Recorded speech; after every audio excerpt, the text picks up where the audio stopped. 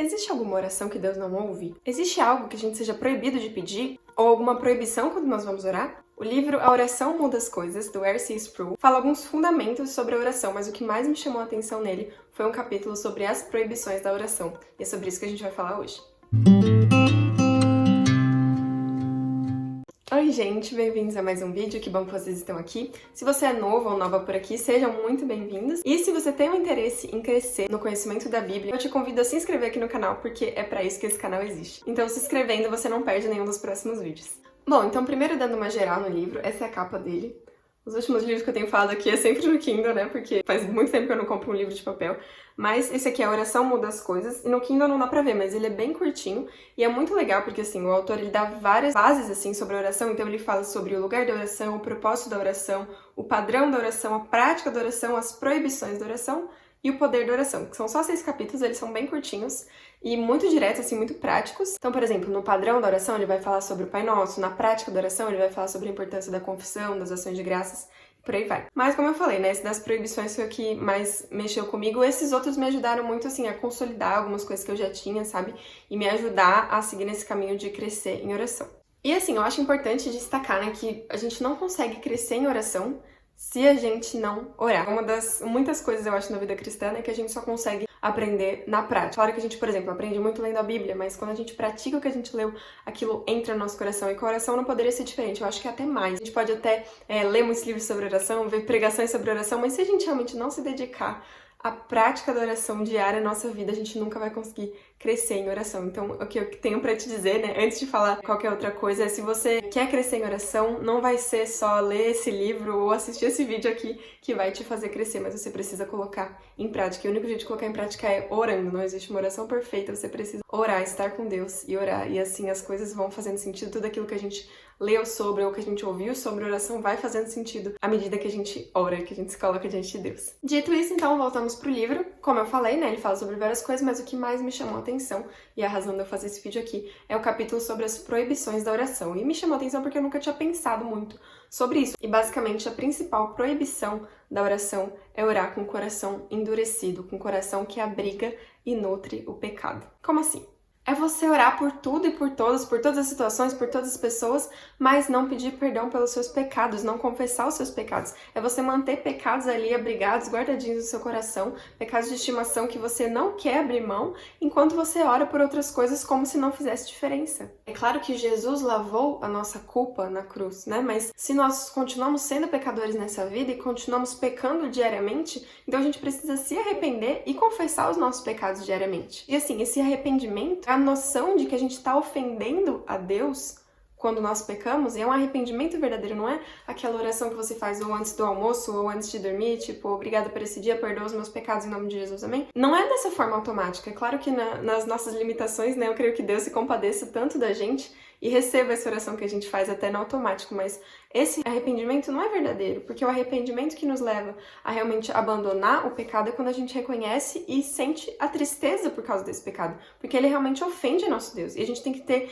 essa realidade muito clara. Não pode ser superficial, porque nós somos devedores, nós precisamos da misericórdia de Deus, então tem que ser algo que vem realmente do fundo do coração. Outra coisa que fala no livro também, acho que no primeiro capítulo, é sobre como a oração alinha a nossa mente à mente de Deus, que a gente obedeça mais a Deus. A oração nos ajuda a nos tornarmos mais parecidos com o Senhor, ela nos leva a obedecer. E quanto mais nós obedecemos a Deus, mais nós vamos sentir tristeza quando nós pecamos, quando nós fazemos algo que não agrada a Deus, né? Então é um ciclo virtuoso, né? Não vicioso, mas virtuoso. Porque quanto mais você ora, mais você é levado a obedecer a Deus. E quanto mais você obedece, mais te pesa o pecado e mais você vai ser levado a confessar os seus pecados em oração. Isso nunca vai acabar até que Jesus venha, né? Nós nunca vamos parar de lutar contra o pecado até que Jesus venha. Eu já falei isso em outro vídeo também. É claro que a gente vai pecar menos com o tempo no sentido dos mesmos pecados, né? Se você luta contra um pecado num momento da sua vida, provavelmente em outra fase da sua vida vai ser outro pecado que vai te dar mais trabalho. Você pode ter até um pecado ou outro que, enfim, nos persegue a nossa vida toda. Mas a ideia é que a gente vá melhorando, né? A gente nunca vai se tornar perfeito até que Cristo venha.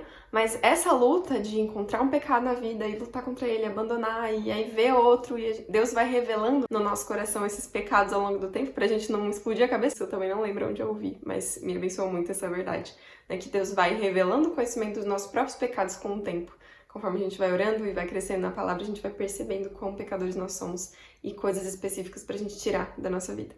Mas assim, é claro, e eu falo até por mim isso, é muito fácil a gente se deixar levar pela rotina e fazer orações rápidas e não parar realmente pra se arrepender. Falar, acho que eu não pequei hoje, né? Absurdo, às vezes a gente pensa isso, tipo, meu, eu quero pedir perdão pelos meus pecados, mas eu não consigo pensar em um pecado que eu cometi hoje. Não, sempre tem.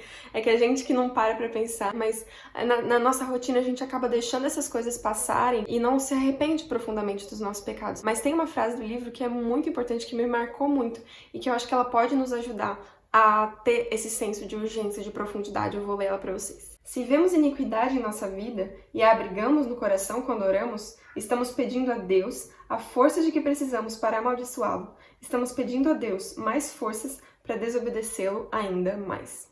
Cara, isso é muito forte, assim, pedir força pra Deus pra gente continuar desobedecendo. Quer dizer, às vezes a gente pode realmente não estar confessando nossos pecados por puro esquecimento. Ah, porque, enfim, tá corrido e eu só vou agradecer aqui pelo alimento e pedir que Deus abençoe meu dia. Mas às vezes realmente pode ser intencional, sabe? A gente não quer confessar aquele pecado porque a gente não quer abandonar, a gente não quer reconhecer ele diante de Deus. Por às vezes a gente tem vergonha desse pecado, ou a gente realmente acha que não é pecado, acha que tudo bem fazer isso, porque faz tanto tempo que você faz que, sei lá, pra que mexer nisso agora, né? Só que você percebe que quando você pede pra que Deus abençoe o seu dia e você não quer abandonar os seus pecados no seu coração, você tá pedindo a Deus pra abençoar o seu dia pra que você continue a desonrar o nome de Deus, para que você continue a amaldiçoar o nome de Deus e continue a ofender a Deus. Você está pedindo a Ele força para que você ofenda o nome dele. Não faz sentido, é um absurdo. Só que quando a gente realmente não confessa nossos pecados e continua orando por todas as coisas, é isso que acontece, é isso que a gente está fazendo. A palavra é clara quando fala que quem tropeça em um mandamento quebrou todos, porque Deus é o mesmo, né, que fez todos os mandamentos. E eu não tô dizendo isso para que você fale, então tá bom, então eu não vou mais orar por nada, né? Porque se eu não posso orar para Deus pedir para abençoar meu dia sem eu pedir perdão pelos meus pecados, então eu não vou orar por nada. Pelo contrário, é para que você abandone esses pecados, para que você possa orar. E assim, não é que você pecou, você perdeu a salvação e aí por isso você tem que confessar os seus pecados, não. Mas o simples fato de ofender o meu Senhor, de ofender a Deus que me salvou, que enviou o seu Filho para que eu tivesse vida, devia me fazer me comover por causa dos meus pecados e confessar e me arrepender e abandonar essas coisas que ofendem a Deus, porque Ele considerou a minha vida preciosa, deu seu Filho por causa da minha vida, né, para me dar a vida. E aí eu continuo pecando e não confesso e acho que isso não importa.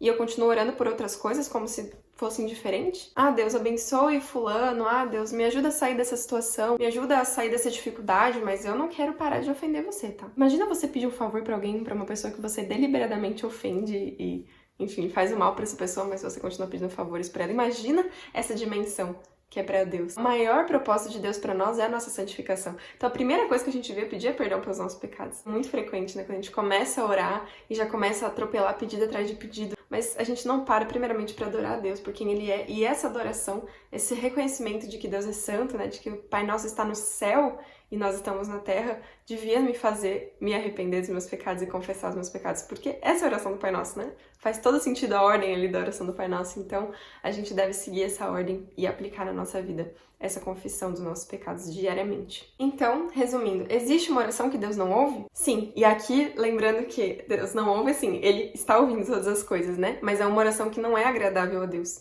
E essa oração que Deus não ouve, que não é agradável a Ele, qual é? É aquela que vem de um coração endurecido, que quer as bênçãos de Deus, mas não quer abandonar os seus pecados. Mas o Salmo 51:17 fala que o coração quebrantado e contrito não desprezarás a Deus. Então, se há pecados não confessados, há pecados que você não se arrependeu e não abandonou, confesse a Deus para que os seus ossos não envelheçam, né, como fala no Salmo 32, mas confesse a Ele, não deixe de orar por causa disso, pelo contrário, ore mais e ore pedindo perdão por esses pecados. Para que dessa forma você possa receber a paz e a comunhão que vem do perdão de Deus, dessa noção, reconhecimento do perdão de Deus, né, e você continue orando por tantos outros pedidos que você tenha, mas tendo essa consciência limpa, né, realmente de tudo entregue a Deus, de nada guardado para você, para que você não use realmente os pedidos da sua oração para ter mais força para amaldiçoar mais a Deus, não, que você esteja realmente limpo diante de Deus, arrependido dos seus pecados, abandone os seus pecados, para que então você ore com uma consciência limpa por todas as outras coisas, pessoas, pedidos que você tenha, sabendo que Deus se agrada da sua oração porque Ele atende à súplica do justo. Bom, gente, é isso que eu tinha pra vocês hoje. Eu espero muito de coração que esse vídeo abençoe a sua vida. Se ele foi bom pra você, não deixe de mandar pra alguém que possa gostar também, que possa ser abençoado, que possa crescer na palavra com esse vídeo. E a gente se vê na semana que vem. Por hoje é só. Fiquem com Deus e até mais.